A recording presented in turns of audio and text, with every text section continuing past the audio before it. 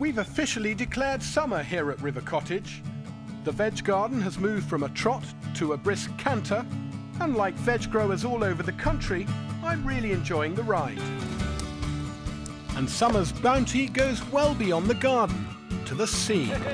I'll be making very tasty dishes from our cheapest and cheeriest fishes. This looks unbelievable. And rustling up a free food takeaway. That's a real surprise. I had no idea. As we get in tune with the joys of June. 1, 2, 3, and go! Oh, surely that's victory. I'm not eating that. No! Oh, yes.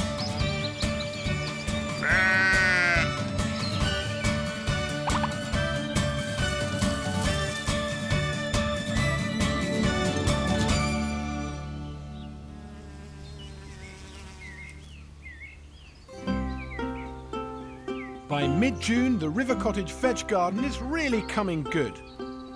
My pea crop is reaching for the sky, the broad beans are coming thick and fast, and I've got lettuces galore. But the new season's bumper harvest brings with it some undesirable guests. A few weeks ago, the gardener's most feared foe was targeting our tender young seedlings with ruthless efficiency. It was time to declare war on the slug. This chap is public enemy number 1, and I'm afraid your lettuce munching days end here. Oh. The River Cottage garden team has booby-trapped the lettuces with the one thing these vegetarian leeches like more than fresh leaves: cheap lager. Hi there. Thank How are these little salads? you. All right, but each of them seem to have had a little meal taken out. Oh, I suppose when you look closely, there's Yeah. always a nibble, isn't there? Yeah. And they are fiends, aren't they? Yeah. But how are the traps doing? Oh my goodness, well that's working, isn't it? It is. This cover is key, isn't it? I mean, I used to put beer traps out just like that and caught very little in them. Yep. But as soon as you get a cover on them, Yep. it sort of quadrupled the amount Does. I was catching. That's where they like to be, moist and undercover. I've got a theory about beer traps for slugs. And that's that they only actually catch the slugs that like drinking beer. The slug problem never seems to go away. You can only hope to keep their numbers under control. And one of the most effective non-chemical strategies is the night patrol. Right, slugs, we're ready for you. After dark, the slugs come out to party on your veg, especially when it's wet. A cubic metre of garden can contain up to 50 slugs, and each slug has almost 20,000 tiny teeth. Oh my God. Did it bite? Yeah. Oh, they just feel horrible. Oh, there's one. Look at that. That's a He's two-hander. slippery fish, isn't he? Surprised you've got any lettuce left. We usually feed our slugs to the chickens, but I'm wondering if they could be put to better use. They are quite fascinating if you spend time with them, aren't they? And look at that. Look at the meat on that. That's a 2-bite slug. No. There's surely not that much culinary difference between the ugly slug and the tasty snail, a favourite with my chef Gil. They're actually quite beautiful. You can see the exact shape where they've sat in the shell. He puts his beloved snails in risottos and even summer salads. So I'm hoping he'll join me in a bold attempt to transform slimy slugs into dainty delicacies. Yes, look, this is what we're working with. They're in good nick. They've been purged for a week. Right. And they've had a night in the freezer, which I thought was a good humane dispatch method. Disgusting. So you're not optimistic about our chance of coming up with something? I've never thought of cooking them. Never. Never say never, I say. It must be worth at least exploring their culinary potential. First, a bath of vinegar and hot water to remove that slime. It's definitely drawing the slime. Look at that. Yeah, that's the problem. Look, what is... That's the major problem. Looks like it's just come out someone's nose. Look at that. OK, so there's no denying that they're labour-intensive to prepare. So are you enjoying that job? It's not that nice. I mean, this goo is really not nice. After tenderising in a simple stock, they're simmered in a rich tomato sauce. Will it be the new bolognese?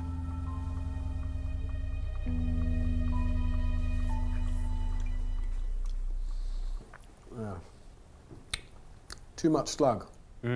Loads of slug. Not enough sauce. No. Actually, it's quite bitter. I reckon the bitterness is coming from the guts. So let's take them out. Not much left of it, is there? And that could now be stuffed. Or is life just too short to stuff a slug? It is. Gil's bringing out the heavy artillery: chilli, garlic, peanut butter, soy, and a good squeeze of fresh lime for the perfect satay sauce. Incidentally, if you're running short of slugs, then grilled skewers of pork or chicken will make an adequate substitute. But I'm going to fritter these critters. I'm beating an egg with a little thyme and garlic, chopped chives, a dash of curry powder, just enough flour and breadcrumbs to bind, and finally a dozen chopped River Cottage organic free-range slugs. The fritters are fried until golden brown and the slug skewers heated through in a little of the satay sauce. And now to unleash gastropod gastronomy on an expectant audience. A seasonal treat for the garden team who've been battling these beasts all spring. How about, just to whet the appetite, a little slug fritter? The more I'm thinking about it, it's getting worse. I think if you're prepared to kill an animal, you should be ready to eat it. Oh, I can see slug. All in one. I like it. Emma, last one. Got your name on it. I would love to, but I'm vegetarian. This one's a step further from Hugh's dish. This is slug satay. Oh, man. Will, you'll have a satay. Just take You can one actually little... see the slugs. Not quite as fussy as these, Hill. No. It's actually really nice. That's more like it. There's a man who likes his slugs. Yeah. You have got slug between your teeth. I can heartily recommend both those recipes. They're absolutely delicious. But I would suggest one small adjustment. Leave out the slugs.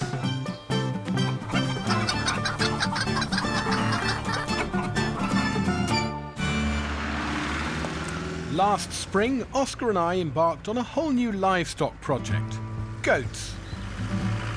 He was after new playmates. I had my eyes on the edible prize.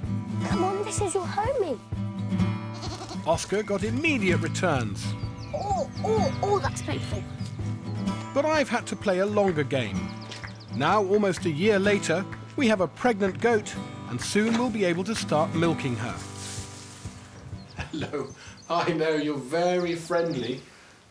You can't eat that. You can't eat me. She's had this very, very full udder for over a week now. But nothing. What's going on? Goats can hold on to their kids for up to a month after their due date, but I'm getting a little concerned, so I've called in the vet. What they do very close to killing is they talk to the kid, as they call it. Oh, really? They turn their head round and bleat. Has been talking to her belly, basically. Do you know what? I can't say that she has. To find out exactly what's going on, the vet's doing an ultrasound scan. Something there? Seeing a little ghostly figure? No, we should be seeing it here. I expect to see a little goat in here at this stage, which is what I'm not seeing. She's having a false pregnancy. Is that common with goats? It is not uncommon in goats Really? for them to think they're pregnant when they're not. And to go through all the motions. No one knows exactly why goats are so prone to phantom pregnancies, but they're much more common than with sheep or cows. She is full of milk. That's real milk. I mean, can I start milking You her? can start milking her. Really? As a maiden goat. Well, I'm quite keen. I can imagine. She's got plenty of milk, but whether she'll be happy for us to take it remains to be seen. So how much milk do you think we're going to get off her? 3 pints. Okay, you've got her? Yep. Right, you'll close that. Oh! No! No! There you go. Good girl. Nearly got off to a disastrous start there, Oscar. Who's going to go for the first bit of milking, you or me? Whose goat is it? Mine. Well, then you're milking. Well, Oscar, 2.5 pints, not quite 3, but I think it's a pretty good haul, though. Yeah. That's really nice. It tastes like the smell of the goat. I think it tastes a little bit better than that. With our first bowl of fresh goat's milk, we're creating a delicious, simple cheese. And you can make it with bought milk too. Os, this is going to be about the simplest cheese we can make. Just curdling the milk with some vegetarian rennet. How warm do we have to get it? Blood temperature, I think it is. I can barely feel it, actually. But the fact that you can barely feel it suggests Means that... it's blood temperature. Yeah, exactly. Add the rennet, 15 drops per litre, and after just 10 minutes, the milk should have curdled nicely. There, that's happening. That's curd.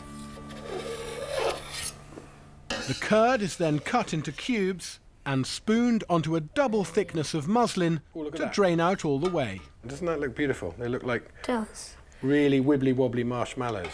Yeah. Can we taste some of the curd? Yeah, of course you can. That's really nice. Do you like that? It's really good, isn't it? It's really creamy. I think you'll get away with it. Get away with it. Do you get it? Yes. Aren't Dad's jokes just the worst? They get worse as they go along.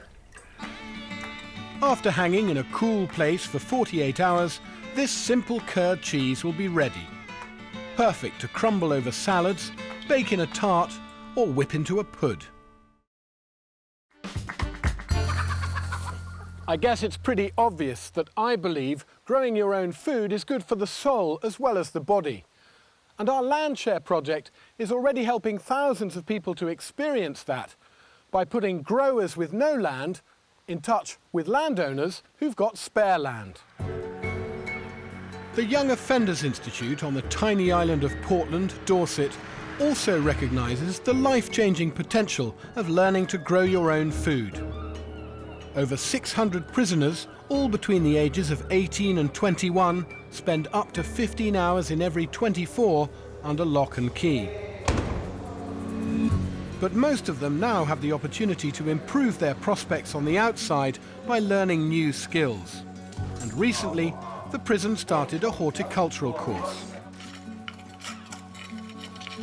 We started here early February. When we first got here, it was all basically just a patch of grass. I mean, look around, it looks nice, you know what I'm saying? When you come out yourself, when you come here, it's relaxing, you know what I'm saying? The project is run by Wendy Grayston and offers an accredited qualification at the end of it. I'm so proud of them. They've embraced the whole ethos of growing food that they can eat, and they've worked very hard. It wouldn't be something I'd do if I was out growing things, seeing how they grow. But now I've had the chance to do it, I would like to do it when I get out. Prison Governor Steve Holland is convinced that initiatives like this have a genuine impact on life after prison. All of the evidence is that you can make prison as tough as you want. It doesn't impact on rates of reoffending. I've been a police officer for many years before I became a prison governor, and I'm only interested in what works. Just always into crime, really. I'd like to get out of it now, and doing this, I think it'll help me. The governor's invited me up here to see how growing veg helps these prisoners find new direction in their lives. Okay, have you got anything in your pockets at all? Keys. I want to put everything on this side. Some peas. I was sowing peas in the garden. Hello there. You must be Wendy. I am indeed. You must be Hugh. Hi, guys. Hi, I'm Ryan. Hi, Ryan. Darryl.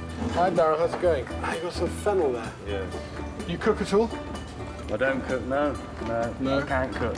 It's a good thing to aim for, isn't it? Yes.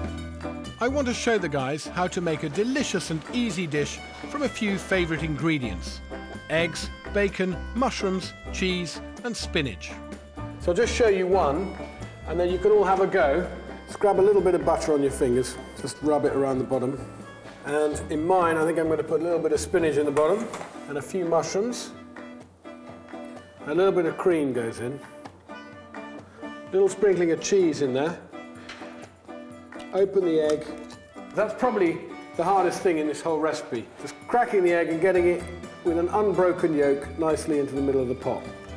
So it goes into a fairly hot oven, about 190 degrees, for 15 minutes. Right, so you're all ready to have a go? Yeah. Fix it how you like it. My God, you've put about 4 rashers in there. There's not much room left for the egg. Oh, perfect. What's the food like here? No chips, you get a lot of chips, you know what I'm saying? And with the size of that polytunnel, you could grow a lot of salad. Enough to make a real contribution to the meals here. But the first round of baked eggs are not for the boys. They're for the governor and his staff. If the boys show their commitment in the garden and the kitchen, the governor's happy to let them take their growing project to the next level. So if the eggs go down well, it won't hurt a bit. This is delicious. Very nice. So think about what we can do by way of reward. Absolutely. Early release. A reduced sentence might be a little optimistic, but the governor has agreed to let some livestock into the prison.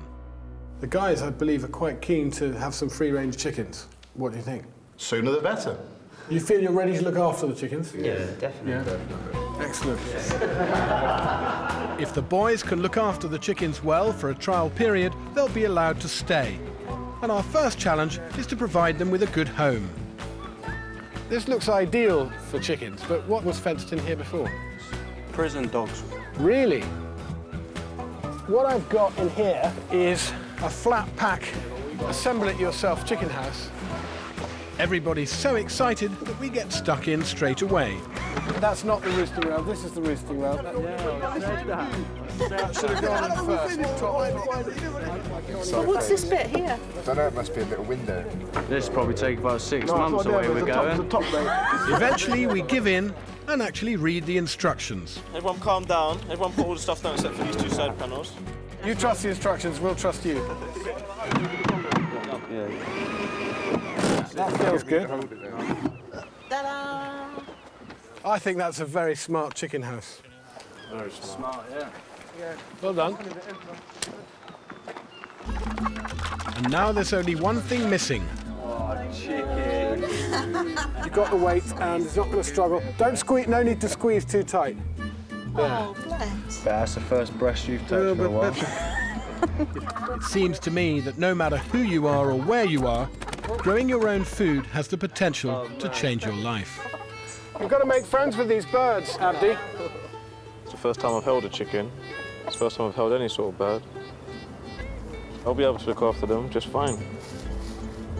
I might have found my calling in life. Yeah.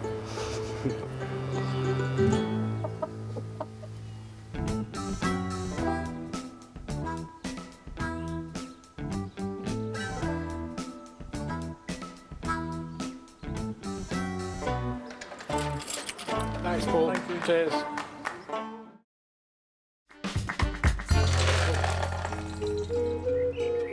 My foraging Svengali, John Wright, has invited me over for a Chinese takeaway. At 9 in the morning. Oh, hi, Hugh. Here I am, as requested. It doesn't seem like takeaway time to me. No, there's a bit more to it than that. When John takes me foraging, I've learnt to expect the unexpected. But apart from that, I don't know what to expect. I have to say, John, this is not the most charming spot you've ever taken me looking for wild food. Tell me, should I generally be looking to the wasteland on my left or the grubby little ditch on my right? What do you mean grubby little ditch? It's a lovely ditch.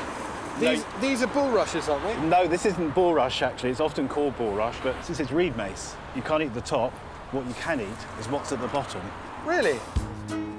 Last year's old stems are tough and woody. What we're after is the new, younger shoots. It's quite squelchy, John. Yeah, I haven't got over the top of the wellies. There's a nice one down here. What's the beauty? Get it right. Ah. Oh, water's got over the top of the wellies. Ah. Here we go. That's a magnificent specimen. John, I'm not eating that. So, are you going to taste this raw? you bet I am. Are you really? Yeah, let's have a go. can't believe it. Is it good? That's brilliant.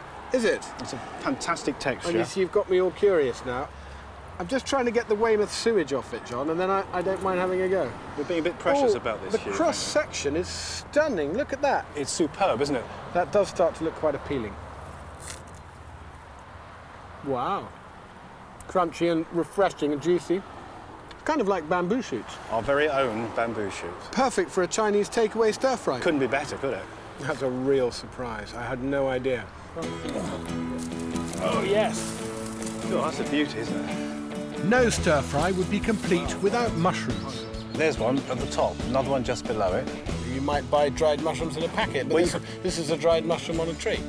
Wood ear mushrooms can be found all year round on dead elder trees. Desiccated in dry weather, thick and fleshy when wet. It's the first mushroom I've ever picked that's made that noise. For an extra kick, we're harvesting wild crow garlic. Oh, look at that. Got him. There's still one major ingredient John set his sights on. In fact, a whole family of ingredients. Seaweed is one of the most underexplored wild harvests there is. Here's a nice weedy rock, lots going on here. I think you've got practically every edible seaweed that you can get here. So what have you got there? Look at that. You can see why it's called Palmaria palmata, because it looks like little hands, like little fingers. Ah, okay, as in palm of your hand. Yeah, palm of your Okay. hand. Yeah, there's one that's just like a hand, that one there. Well, that's one you can eat it raw. Good. I was talking. I just did. To me, that's got quite a meaty flavour. Like a sort of thin slither of dried beef. Yeah. You know what I mean? And what about this lovely green stuff? Is this our sea lettuce? Oh, here? that's sea lettuce, and that's great. In thin strips, that might go in a stir-fry? I think it would. It would stir-fry it quite nicely. By cutting the seaweed a third of the way up, the plant can grow back again. This is pepper dulse, and it lives up to its name. It's got a real peppery kick, and a sort of really savoury flavour. What about all this green stuff on the rocks and in the rock pools, John? Oh, that's one of the best. Is it really? Yeah. This is gutweed, which is perhaps not the most encouraging of names. Certainly but, not. It's sort of like seaweed spaghetti, isn't it? What you really need to do is to cook it, because this makes the best crispy seaweed. Well, we've got some exciting ingredients, but will they make top chop suey or just taste Hong Kong phooey? First, for our crispy seaweed starter. Dry the gutweed thoroughly by whatever means possible. Look at this. Problem solved. What problem? This could be quite violent. Oh. Let's get it out. That looks perfect, doesn't it? It's a very interesting and deep flavour, really savoury. It's just melting in the mouth. That is the real thing, and it's delicious. If you've ever ordered crispy seaweed in a Chinese restaurant, the chances are you've actually been served something a little less exotic. Deep-fried cabbage. Well, you can sort of taste the similarity, but I'd know straight away it wasn't seaweed. That's right. The real thing is really striking and unusual. Yeah, but this is fried cabbage, isn't it? Now for our main course stir-fry, a feast of foraged fronds from land and sea. You know, this pepper dulse is almost as pungent as the garlic. I think it could really dominate, so I don't want to put too much in. After a half-hour soak, the wood ears are now thick, fleshy, and disturbingly ear-like. Well, they haven't got a strong flavour, but what they have got is a sort of bite to them. We're gently frying our seaweed selection with the wild crow garlic. Wow, great smells. Oh, goodness, yes. After about 10 minutes, the sliced wood ears go in. Oh, nice. The only shop-bought ingredient is the noodles. The reed mace goes in at the end, so it keeps its crunch. It looks very special, doesn't it? Beautiful colours, beautiful textures, and that's what gets the appetite going as much as anything, that sense of anticipation. Oh, and of course, mustn't forget my pepper dulse. There you go, John. I think that's ready for sampling. Frankly, I was a bit worried about this. No more. It's superb. And beautiful crunchy texture from the reed mace. This is better than anything you get at a takeaway. It's unbelievable, isn't it? There's so many unusual flavours. Because they're flavours that you will never taste unless you go and find them. You really got to do it yourself. It's the only way. Beautiful. Coco, what are you doing up there? You're going to stay up there and nibble buds, or you're going to come down and have some proper breakfast. It's your choice. It's been a week since Jersey's phantom pregnancy, and we've now come to a mutual arrangement. Yes. Good girl. I just wish I was better at the milking bit, because I think she's going to finish her breakfast before I get mine. She may have missed out on a kid this time round, but she does seem genuinely happy to be giving up her milk. And I'm absolutely delighted. Our first cheese from Jersey's milk has been hanging for 2 days, and now it's ready for eating or cooking. All that whey's drained out and we're left with a really nice concentrated curd.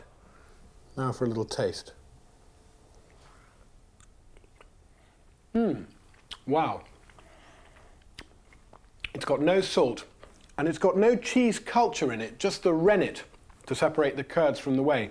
So this is a really sweet, mild cheese, very like a ricotta. And it's the perfect cheese for baking a cheesecake. Step 1 is to gently break up the cheese using a whisk. Into 600 grams of homemade cheese and 150 grams of sugar, I'm beating 100 grams of melted butter. This cheesecake needs a little starch to bring it together, and you could use flour, but I'm going to use semolina, which gives it a slightly more interesting and lighter texture. About 50 grams should be enough. Add a tiny pinch of salt and the zest of an orange to give the cheesecake a citrus twist. Mix it all together and then whisk in 2 beaten eggs. What I love about this cheesecake is there's no biscuit base. It's cheesecake, pure and simple. Bake in a preheated moderate oven for about 25 minutes until just set. To find a companion for the cheesecake, I'm heading to the garden. The tartness of the first fat summer gooseberries should balance the rich sweetness of the cheesecake. For a simple gooseberry compote, top and tail 200 grams of gooseberries, 125 grams of sugar and a little water. Then simmer for just a few minutes until the fruit is tender and the juice is syrupy. Now, if that actually tastes half as good as it looks, I'm in for a serious treat.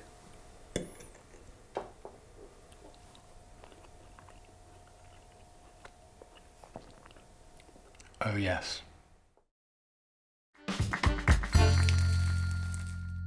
How are you feeling, Sarah? Excited. I think sliced white is pretty crummy, whereas a homemade loaf is wholesome and yummy. Last time, our baker's apprentice, Sarah, proved you don't have to be an experienced cook to bake beautiful bread. Oh, look at that. It's delicious. Now Dan the baker is paying her a surprise visit to see if homemade bread has become the staff of her life. Hello, Sarah. Hiya, Dan. What are you doing here? I thought I might come and have a look in your bread bin. Fine, I Sure. suppose. What's that? Did you make it yourself? Of course. I have been baking. Yeah, I honestly have. But it was so good you ate it all up. Yeah. And you had to get that to replace it. What's it called? To rekindle Sarah's baking enthusiasm, Dan wants to get her hooked on the king of breads, sourdough. But first, she's going to have to brew her own sourdough starter. This is a wild yeast culture. It's basically fermenting flour and water, okay? It's as simple as that. And I'd like you to make one of these. Okay. Yeah? It's a really satisfying way of baking because it's a naturally fermenting thing that you keep alive as well. It's something you have to look after, okay? Do you think you're up for that? Yeah, I'll give it a go. I can do that. I can. You can. You keep an eye on Mummy for me, okay? Make sure she does it properly. Dan will be back in a week to see if Sarah's managed to grow her first yeast using just water and flour. So not only do I have this little pixie to look after, got a live thing in the kitchen to look after as well. Bakers fall in love with their sourdough starter, and it can live with them for decades. Our River Cottage starter is already 13 years old. Night-night sourdough. Keep adding equal quantities of flour and water daily, and empty a little from time to time. After a week, you should see clear signs of fermentation, and you can start baking. Every time you feed it, it smells different, I think. It smells like bread today, whereas before it smelled like sort of rotten apples. The week's up, and Dan's back to see if Sarah's yeast trap has worked.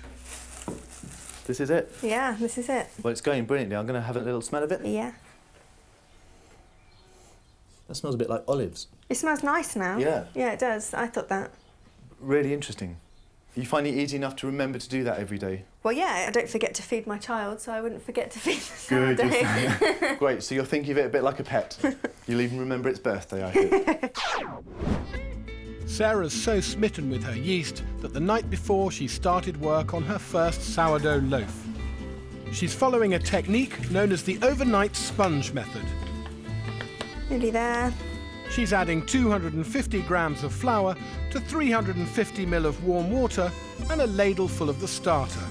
I haven't got a ladle, so I imagine half a cupful is probably about right. This sticky concoction is the so-called sponge. Now we just leave it. Leave it in a warm room overnight and that's it. So it looks fabulous. From your own wild yeast starter. Yeah. It's so frothy. I mean, it's fantastic. I'm such a pro at this now. Aren't you just? The next day, another 300 grams of flour is added to the sponge, along with 10 grams of salt. Yep, straight in. Oh, that feels great. From this point, the sourdough is made pretty much the same as any other loaf. Knead the dough, turn it into a tight ball, and leave to rise. It couldn't look better. It really couldn't. Should we bake it? Yeah. Just 40 minutes in a very hot oven. Let's have a good smell of that. Oh, wow. Can you recognise the smell of your starter in there? I can, yeah, I really can. Oh, it's lovely. It's really fluffy. Quite springy as well. Mmm. Mmm. Got a really deep, sour flavour. Mmm. I never thought I'd be able to make bread. It's not that hard after all, is it? Not really. I think you should be so happy with it. I am. I really am. You definitely need to invest a little time in your sourdough. But if you do, you'll get so much more than just your daily loaf. Leftover dough lasts at least a week in the fridge and can be used for all sorts of things. What are you going to make? Pizza. Good one. That's some olive oil with chopped rosemary and grated garlic. Making these bready treats is really just child's play. From easy, cheesy pizzas to sesame-covered breadsticks. And a classic Middle Eastern flatbread. It's my favourite thing to do with leftover dough. Any dips you've got in the fridge, even just some yoghurt and herbs, it's a lovely thing, you know. Mmm. Really nice. Huh? Ooh, perfect. It's great, isn't it? That's your pizza that you made. But the big question is, Sarah, will you do it again? I will. I definitely will. Really? Yeah, I really will. It was really fun and a lot easier than I thought it would be. Loved it. And even Daisy ate loads of it, so I was really, really chuffed.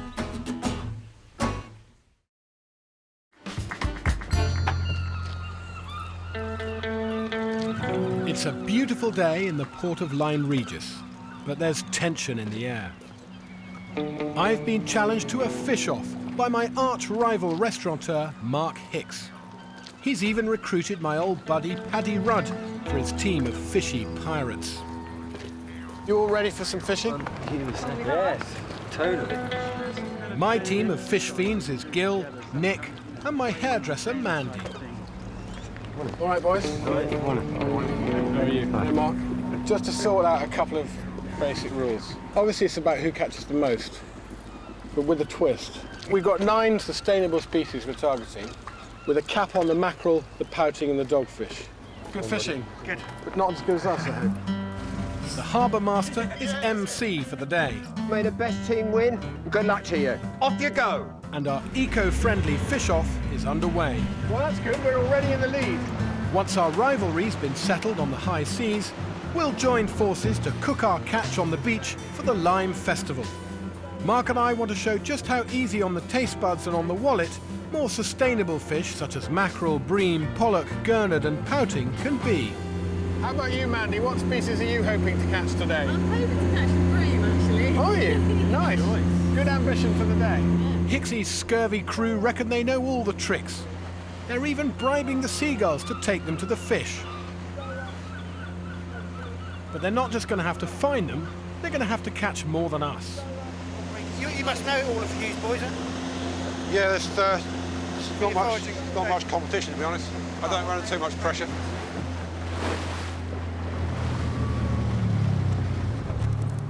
To start with, we're fishing on the drift, cutting the engine in the hope of picking up some big pollock. Do you think I'm going to be the first? To catch a fish? Yeah. Of course you will. I took Mandy out mackerel fishing for the first time last year, and now she's hooked. Because I am the expert fish catcher now, you know, Hugh. You reckon? I am. Why do you think you're here? You're our secret weapon. Yay! Woo! Wow, but they're little ones. We don't really want to bank those little ones. Even in the heat of competition, undersized fish are going back. He's too small. He's too small. We'll do better than that. That's a better one. That's a better one, Mandy. Oh! Mandy! Get in after it! Look at that. We're surrounded by boats who are catching really impressive fish. What's going on? I wonder how many fish the other team have got. I'm trying not to think about that. Paddy, might be time for a bit of lubrication.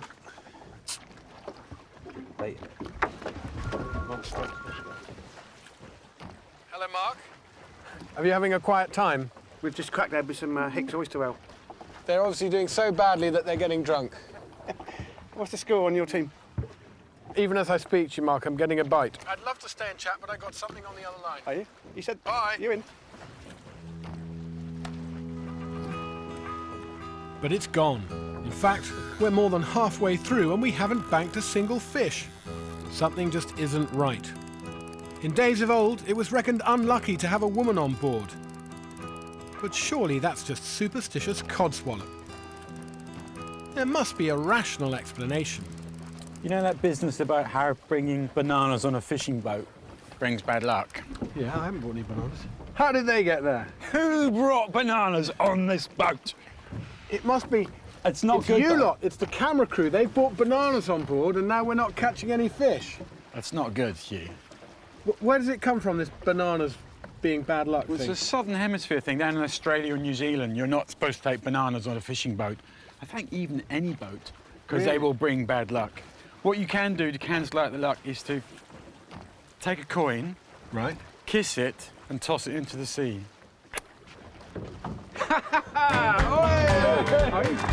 And now we're dropping anchor on what we hope is going to be our lucky spot. Hey! Now, those mackerel are definitely keepers. And no sooner had the bananas gone overboard than the fish started ripping into their baits. That's another couple of keepers. But we're not the only ones hauling them in. What's that, your first fish, isn't it? Ever? Oi, Hugh!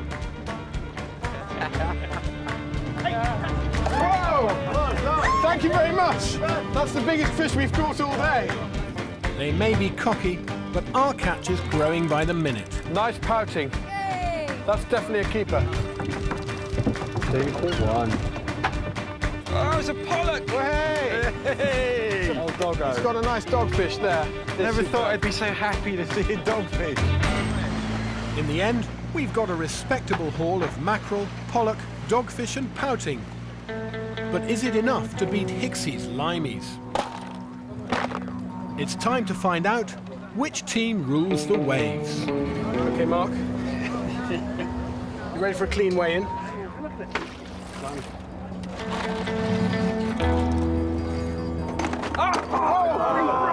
Surely that's victory. 9.65. Can we have 9.65? Yeah. That's 9.65 kilos to Hugh's team. Oh, they've got quite a lot of fish there. God, he's got quite a few dogfish. You have to go hard in that. Oh my God, it's close. Oh my God. Yeah, I'm going to declare that it's exactly the same as the last one at 965. Yeah, I think so. Yeah, I call That's that unbelievable. Well done, guys. Amazingly, after 4 hours fishing, it's too close to call. Do you know what? Do you remember that mackerel you threw us? Probably weighed about 50 grams, didn't it? I think that's just made all the difference. Well played, well fished. It's time for a fine fishy feast. Hicksy's limeys joining forces with Hugh's hook and cooks to show what can be done with 20 kilos of sustainably line-caught fish.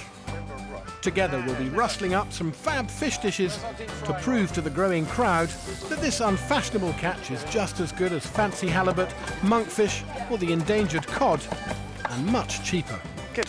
Enjoy it. Cheers. If you need a hand, give me a shake. Yeah, I will. I don't need Mark's help. I've got Mandy pitching in as my sous chef for the afternoon. I'm making a big, beautiful, fresh fish soup. Lots of onion and fennel going in there first. This beautiful chorizo is really the secret ingredient. The lovely paprika and garlic is just going to come oozing out with that lovely porky fat. I'm using heads, tails and bones for a fresh fish stock, the base for my soup.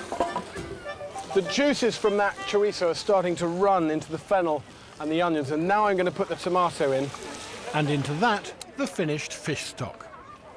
Who said it looks disgusting? Have a taste. Now, that's the soupy stock. That is delicious. Is it? Good, OK. I'm going to put our pouting in the soup.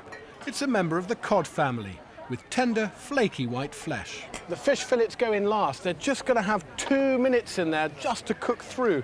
Finish with plenty of pepper and fresh fennel fronds. Mandy, you're meant to be getting that fennel into my soup, not styling it with a new fashion haircut. I'm making it look good, Hugh.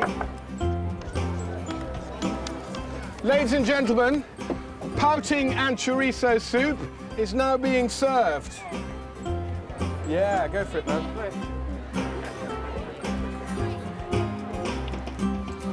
Absolutely gorgeous. Very tasty.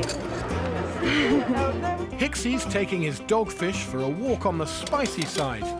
This much maligned fish is firm and tasty, perfect for stews and curries. Mark's blending chilli, turmeric, cumin and fenugreek. Can I eat with you tonight? Of course, darling. Looks delicious. Along with tomato, fish stock, onions, lemon and saffron. After a 10-minute simmer, it's dished up with rice and an aromatic sprinkling of fresh coriander leaves. So next course, guys, is a dogfish curry with rice. Very delicious. Mark, that was delicious. Why don't you serve food like that in your restaurant? Next, I'm hoping to please the crowd with an old favourite, beer-battered goujons of pollock. Yeah, that's good. That's good. The batter's made by mixing a little oil into plain flour and adding just enough beer to get the consistency of thick gloss paint. Oh, it always goes through this nasty bit where it looks lumpy and... It soon sort of smooths out, doesn't it? Hopefully. More pepper, please. Keep grinding away with the pepper. I need plenty of that. Right, now, this is where we get rid of the lumps. Dip the bite-sized boneless goujons in the batter and carefully lower them into the sizzling oil. 3 minutes and they're a crispy golden brown. Mandy's making me a gribiche sauce. Chopped hard-boiled eggs are spiked with lively gherkins, aromatic capers, cheeky chives and plenty of parsley. It's all stirred up with a lemony homemade mayonnaise. They look all right, don't they? Goujons of pollock with gribiche coming right up. There you go, ladies and gentlemen. Really delicious. Just the sort of thing you want to eat on the beach. Oh, that is really nice. I have to hand it to Hicksy, though, for his Near Eastern fillets of mackerel. Citrus juice, spring onions and spices make a hot and aromatic Turkish bath for the fish strips, and after a few minutes gentle wallowing, they're dished up on shredded crunchy mange-tout from Paddy's polytunnel. This looks unbelievable. Can I have one? Of course, yeah. That's absolutely beautiful. And it's a mackerel finale all round. Mackerel fillets with bay leaf and garlic and a herb dressing. You didn't get your fish any fresher than this one. Cook 'em and cook 'em. Hicksy's final mac attack is a marinade of olive oil, cumin, chilli and coriander. A flash in the pan and the fish is on the dish. You've been very generous to your guests tonight because they've all got veg to go with their fish. We've just done fish. Yeah, excellent. Our fish feast has won over the beach crowd and showed our sustainable species can be every bit as good as their posh cousins. No more fish, sorry. Well done. I've never eaten so much delicious fish in such a short space of time. Next time I settle some doubts about trout in a taste test of organic farmed fish versus nature's finest wild brownies. I'm really in trouble here, aren't I? Revive a classic British seaside tradition to bag a free meal. Look at that, beautiful fat shrimps. And everything goes very berry as we celebrate Britain's favourite summer fruit at our strawberry fair. Get off. Am I not? Go!